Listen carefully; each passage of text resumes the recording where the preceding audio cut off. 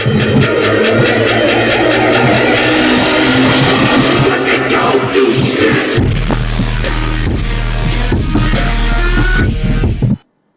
Good evening, मैं हूं कौशिक और मैं बड़े दिनों के बाद एक नया यूट्यूब में वीडियो डालने जा रहा हूं। तो आज का जो मेरा टॉपिक होगा वो मेरा है how to create import range in Google sheet. तो ये इंपोर्ट रेंज का मतलब सबसे पहले आपको समझना होगा कि इंपोर्ट रेंज क्यों यूज़ होता है, इसको क्यों यूज़ किया जा सकता है, हम लोग इसको कैसे यूज़ करेंगे, इस सारे का डिटेल्स में अपना वीडियो में बताऊंगा। तो मैं सबको रिक्वेस्ट करूंगा पूरा एंड तक वीडियो को देखिएगा। अगर अच्छे लगे तो शेयर कीजिए, लाइक कीजिए, कमेंट कीजिए।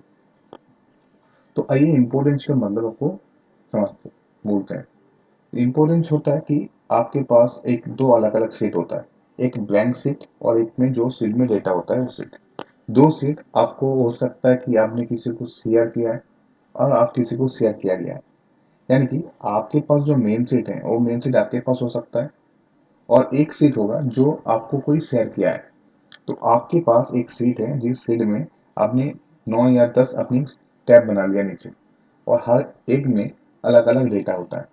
तो आप अगर ये पूरा डेटा को आप शेयर करेंगे किसी के साथ तो हो सकता है कि आपका वो डेटा, एक जो डेटा आप दिखाना चाहते हैं और बाकी जो 9 डेटा जो दिखाना नहीं चाहते हैं शीट का, वो भी उन लोग देख लेगा। तो इसलिए क्या होता है, आप इंपोर्ट रेंज करके उस 10 जो आपका टैब वाला जो सीट है उससे एक सीट में जो डेटा है उसको उठा के लेके जा सकते हैं किसी दूसरे स्प्रेडशीट में, जो दोनों ही आपको ड्राइव में सेव होगा। तो आप आइए मैं आपको इसको दिखाता हूँ। सबसे पहले मैं आपको बताऊंगा मेरा जो स्क्रीन है उस स्क्रीन पे देखिए मेरे पास यहाँ पे बहुत सारे गूगल में आपका गूगल ड्राइव में यहाँ पे देखिए फॉर्म्स पड़ा हुआ है। तो आइए मैं आपको दिखाता हूँ कि एक मैंने वेबिनार किया था, वेबिनार में आपका रजिस्ट्रेशन फॉर्म है। तो वहाँ पे क्या हुआ था, सभी ने कुछ ना कुछ यहाँ पे रिस्पॉन्स डाला है। तो आइए मैं आपको दिखाता हूँ इस शीट में जो डेटा वो लोग फिलअप किया था, उस डेटा को मैं इंपोर्ट रेंज को यूज़ करके किसी पर्टिकुलर एक रेंज को यूज़ करके मैं किसी दूसरे स्प्रेडशीट में इसको डेटा को कैसे लेके जाऊँगा। सबसे पहले देखिए यहाँ पे जो आपका 40 रेस्पॉन्सेस हैं। तो मैं चाहता हूँ कि ये 40 रेस्पॉन्सेज जो है मैं एक पर्टिकुलर रेंज तक डेटा मैं उसको लेके जाऊंगा किसी दूसरे स्प्रेडशीट में।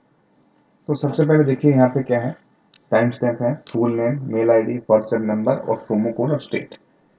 तो यहाँ पे जो चीज़ है देखिए यहाँ पे अभी आपको स्टिल लोडिंग दिखा रहा है, वर्किंग दिखा रहा है।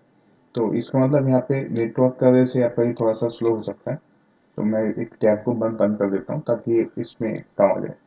तो आइए मैं आपको दिखाता हूँ एक स्टेट को ऐड करके। देखिए सबसे पहले आपको जाना होगा कहाँ, न्यू। उसके बाद देखिए यहाँ पे आपको गूगल शीट आता है। तो आप इसको इस ऊपर क्लिक करेंगे तो क्या होगा कि आपके पास एक सीट ओपन हो जाता है, ब्लैंक सीट।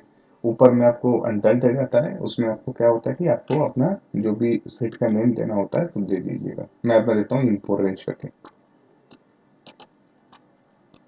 Import range. तो मैं आपको क्या दिखाऊंगा, मेरे पास जो ये वाला सीट है, इस सीट को मैं क्या करूंगा उस सीट में मैं लेके जाऊंगा। तो आइए मैं आपको दिखाता हूँ। सबसे पहले क्या होता है कि आपको क्या चाहिए, आपको यहाँ पे चाहिए होगा कि आप लेंगे स्टेट, उसके बाद लेंगे उसका नेम एंड देन आपका मेल आईडी। तो आइए मैं आपको यहाँ पे लिख लेता हूँ स्टेट, नेम, उसके बाद नेम, ईमेल आईडी। तो मैं आपको ये इसलिए लिख रहा हूँ ताकि आपको पता चले कि आप इंपोर्ट रेंज को कैसे यूज़ कर सकते हैं। तो आइए मैं आपको दिखाता हूँ। सबसे पहला होता है कि ऊपर में जो आपको देखिए एक यूआरएल मिल रहा है ना, इसको आपको करना है कि कॉपी। उसके बाद यहाँ पे मैंने अपना इंपोर्ट रेंज करके सीट बनाया था, वहाँ पे जाना है और बाकी यहाँ पे क्लिक करना है। फॉर्मूला देना है इजिकल टू इंपोर्ट रेंज, देखिए नीचे आ गया। उसके बाद यहाँ पे देखिए मैंने इन्वर्टेड कॉमा दिया है। उसके बाद अंदर जाके ये चीज़ को पेस्ट करना है। उसके बाद कॉमा देना है। उसके बाद करना है कि फिर से आपका दो देना है इन्वर्टेड कॉमा। उसके बाद देना है कि आपका इस सीट का नेम जो यहाँ पे है ना, फॉर्म रेस्पॉन्स वन। इसको कॉपी करना है, फिर जाके इसके अंदर पेस्ट करना है, फिर जाके आपको ये वाला सिंबल देना है। मैं आपको सिंबल को ना थोड़ा सा जूम करके दिखा देता हूँ।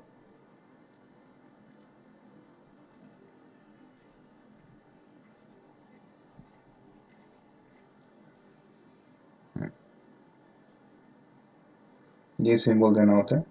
उसके बाद देना क्या होगा कि आपका, इसको मैं नॉर्मल कर देता हूँ।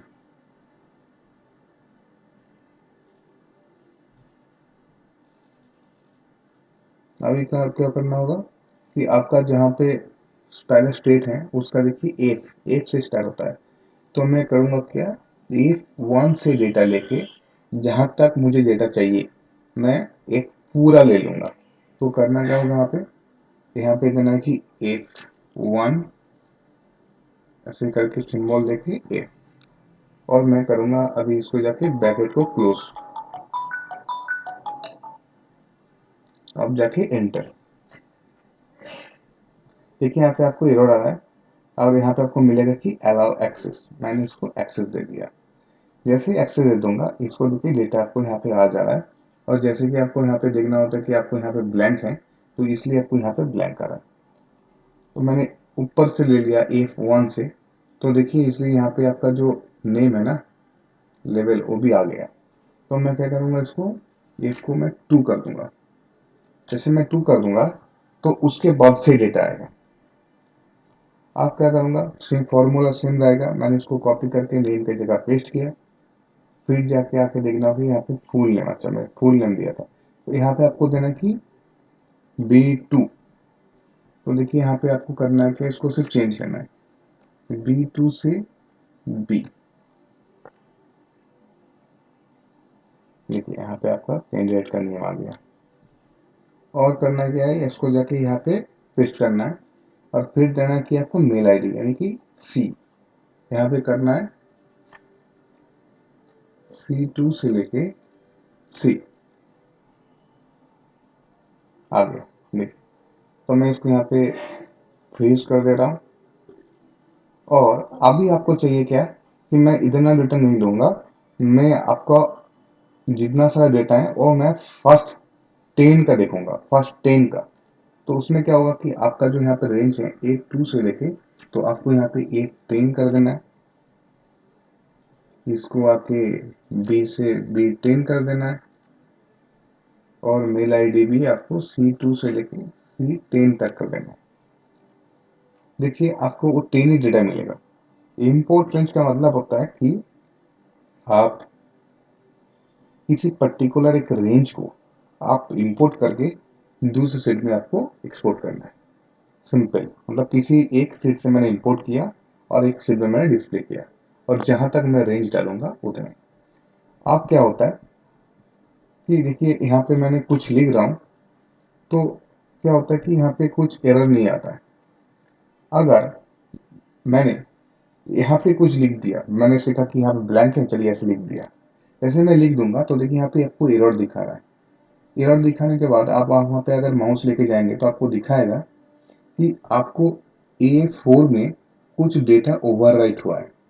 आप उस डेटा को अगर डिलीट कर देंगे तो आप नया पेज ठीक हो जाएगा। तो चाहिए, मैं देखिए A4 में, हाँ यहाँ पे 0 लिखा हुआ है, मैं इसको ऐसे डिलीट कर दिया, देखिए पूरा डेटा आ गया। मैंने यहाँ पे जाके कुछ मैंने लिख दिया, तो देखिए यहाँ पे आके दिखा है कि एरर, और यहाँ पे लिखा है कि आपको ये आपका इसलिए नहीं हो रहा है ताकि आपका C10 में कुछ ओवरराइट डेटा हो गया है। तो मैं C10 में आके देखा कि यहाँ पे 0 लिखा हुआ है, मैं इसको डिलीट कर दिया तो ठीक हो गया। अभी हमको चाहिए कि पूरा डेटा, तो मैं क्या करूँगा, इसको मैंने कॉपी किया, यहाँ पे तो ऑलरेडी फॉर्मूला है ही, मैंने यहाँ पे पेस्ट कर दिया। तो हमको चाहिए क्या, चाहिए तो मुझे पूरा डेटा, यानी कि ए से लेके एफ तक। तो मैं क्या करूँगा, F1 से लेके एफ तक डालूंगा। यहाँ पे क्या करूँगा, A1 यानी कि आपका लेवल से लेके पूरा एफ तक। देखिए यहाँ पे आपको पूरा डेटा आ जाएगा।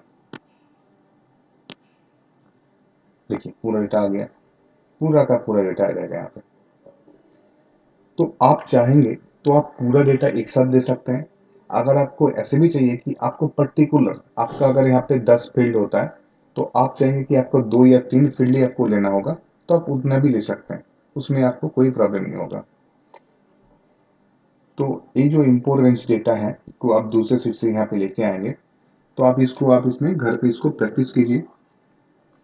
कोई भी प्रॉब्लम होगा, आप मेरा जो साइड है इस साइड में आके चेक कर सकते हैं। कोई भी प्रॉब्लम होगा मेरे को कमेंट करके बता सकते हैं। आज के लिए इतना ही, थैंक यू।